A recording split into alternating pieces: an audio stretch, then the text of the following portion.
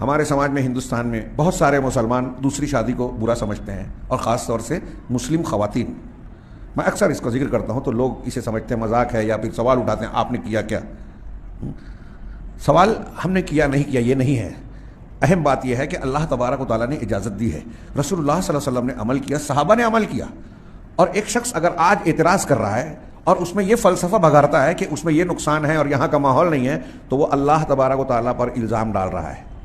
اللہ رب العالمین کو کہہ رہا ہے کہ وہ حکیم نہیں ہے۔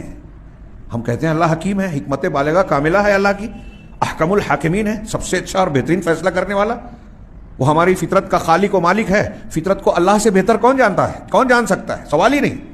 اب اس قادر مطلق نے اور خالق فطرت نے جو چیز مشروع کی ہے، اس سے زیادہ حکیمانہ، دانائی اور حکمت والا کوئی اور حکم ہو سکتا ہے کیا؟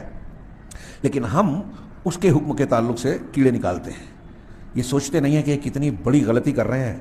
اللہ کے نبی صلی اللہ علیہ وسلم دنیا کے انسانوں میں سب سے زیادہ حکیم، ذہین اور اعلیٰ ترین دماغ والے، آپ سے کامل انسان پیدا نہیں ہوا ہے نا؟ آپ نے کیا، آپ نے اجازت دی، امت کے لوگوں کو چار کی۔ تو اب ایک آدمی جو اعتراض کر رہا ہے وہ اللہ کے رسول صلی اللہ علیہ وسلم سے زیادہ ذہین ہے، زیادہ پختہ اور کامل انسان ہے۔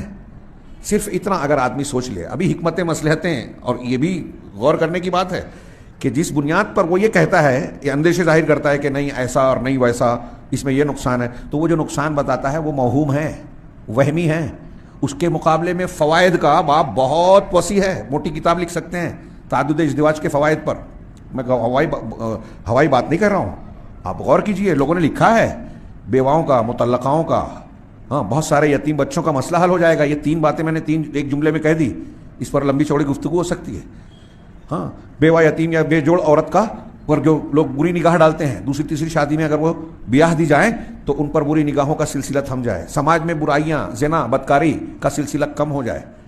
بہت سارے مسائل، بہت سارے نفسیاتی، ذہنی، سماجی، خاندانی مسائل ٹیڑھے ہیں۔ بیٹھی ہوئی اور لڑکیاں گھر میں کہیں بوجھ ہو جاتی ہیں، کہیں جھگڑے کا سبب بنتی ہیں، کہیں اور مسائل کا ذریعہ بنتی ہیں۔ ان کی شادیاں ہو جائیں، وہ بھی سکھ اور آرام سے رہیں گی، وہ بھی زندگی کی لذتوں اور حقوق سے بہرہ ور ہوں گی۔